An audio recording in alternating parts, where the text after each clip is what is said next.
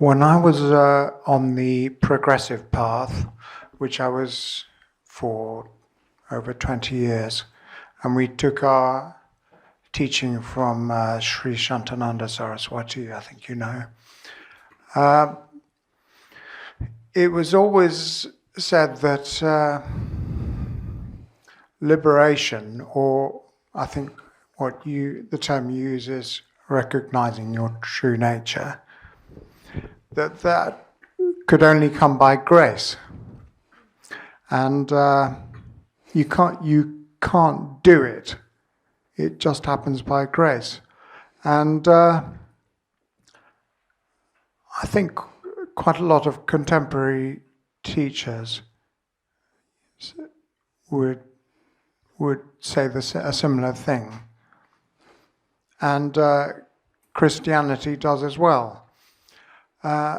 So when you use this term, walking your way back to your true nature, I'm just trying to square this. Can you help? Yes. Okay.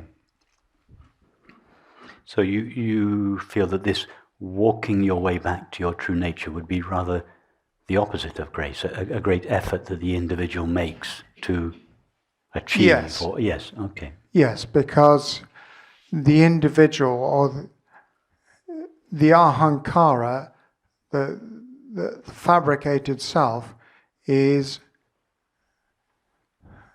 aiming for a place of pure being. Yes. Okay.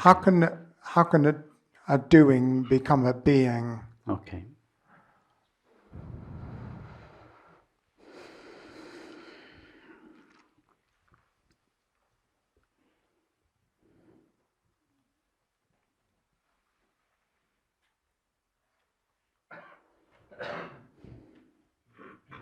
Okay, I need to introduce you to John Smith and King Lear. Are you familiar with John Smith and King Lear, Colin? Have No. you heard? No. Okay. Well, apologies. Those of you that are familiar with John Smith and King Lear, I'll just briefly.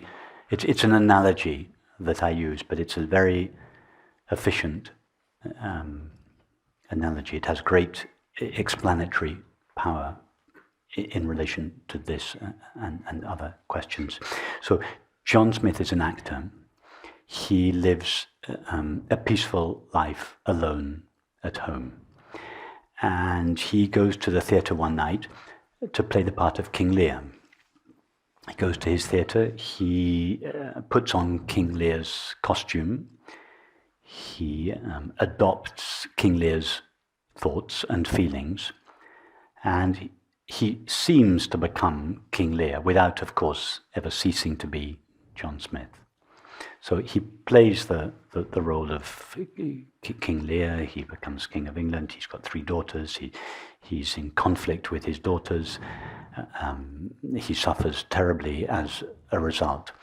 And at the end of the play, so fully has he played the part of King Lear that he loses himself completely to the part. In other words, he forgets that he is John Smith, and to all intents and purposes, he becomes King Lear. Of course, he never really becomes King Lear, because there is no character called King Lear. King Lear is just a self-assumed limitation of that John Smith himself freely assumes. So at the end of the performance, he goes backstage to change. His friend comes to congratulate him on his appearance and finds him miserable. And so he says, "Oh, why are you miserable?" And so King Lear says to him, "Because I have such a terrible relationship with my daughters." And his friend says, "Well, what do you mean you're not miserable because of your relationship with your daughters?" And then King Lear begins to explain the troubles of his kingdom and relationships. And their friend says, "No, don't be silly. You're not miserable because of your relationship with your daughters. You're miserable because you have forgotten who you truly are.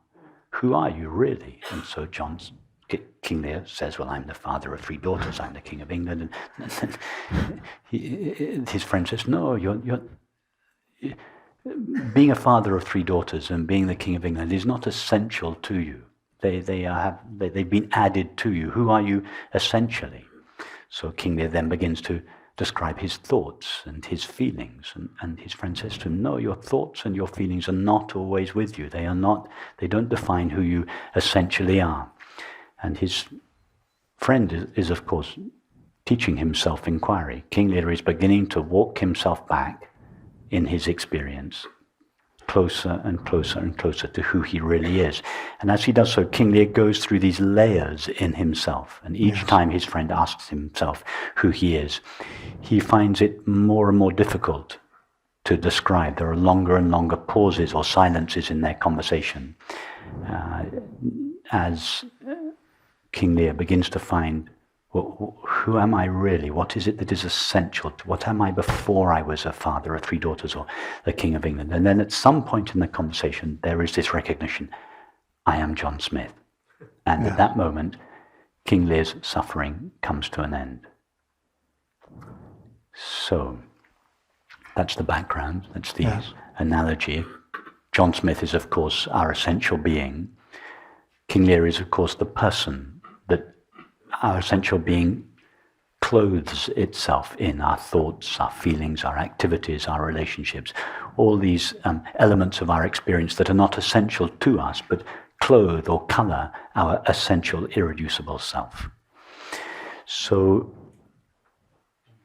just as King Lear, clothed in the costume and thoughts and feelings of King Lear, seems to become King Lear, he limits himself in the form of King Lear, so our being assumes the forms, or the clothes of thoughts, feelings, activities and relationships, and as a result seems to limit itself. So we seem to become a limited being, and our being is limited by our thoughts, feelings, activities and relationships, just as previously John Smith was limited by the costumes and the thoughts and activities of King Lear.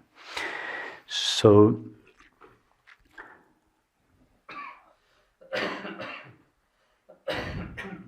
does the revelation, I am John Smith, occur as a result of grace? In other words, just does John Smith do it? Or as a result of effort? In other words, does King Lear do it? Who is it that walks all the way back from King Lear's suffering to the recognition, I am John Smith, and the peace that comes with that recognition? Who undertakes the journey? Does King Lear undertake the journey? No. There is no person called King Lear. King Lear is only King Lear from his own illusory point of view. It is only King Lear that believes, I am King Lear. So as long as King Lear believes, I am King Lear, he feels, I am walking myself back to the recognition, I am John Smith. Exactly the same way the separate self believes, I am practicing self-inquiry. I am walking myself back to my true nature. But who is it that has the recognition, I am John Smith? Does King Lear have that experience, or does John Smith have that experience? John Smith. John Smith. King Lear cannot have the recognition, I am John Smith, because as soon as the recognition, I am John Smith, takes place, King Lear ceases to be. In fact, he doesn't cease to be. There never was a person called King Lear. So there's no question of King Lear ceasing to be. King Lear is not a person or an entity in his own right. He is the activity of John Smith. But he doesn't know that. He thinks he's a person in his own right. And as long as he thinks he's a person in his own right, he, the person he believes and feels himself to be, has to take the journey.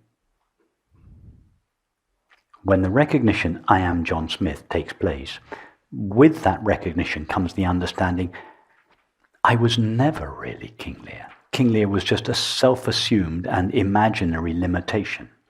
But there was never a real person called King Lear who left John Smith and then returned to John Smith. It was John Smith himself who freely limited himself in the form of King Lear and then divested himself of that limitation. In other words, John Smith did everything. In exactly the same way, everything is grace. But grace, when viewed from the perspective of the separate self, feels like effort. So grace, effort, is just what grace looks like from the point of view of the separate self. I see. Thank you. So there's no conflict between making efforts and grace. We feel the efforts we make to return to our true nature, we feel, I am taking the journey back to our true nature. We don't yet know that it is God who is reeling us in. We think we're taking the journey. No, the separate self does nothing. There is no separate self, either to do something or not to do something. It is God's being that clothes itself in limitations and seems to become a separate self. And then God's being undresses itself, divests itself of its limitations. That is the process of grace, which, from the illusory perspective of the separate self, feels like effort. So if you feel that you need to make the effort, but know that it is always God who is doing it. That's perfect. Thank you.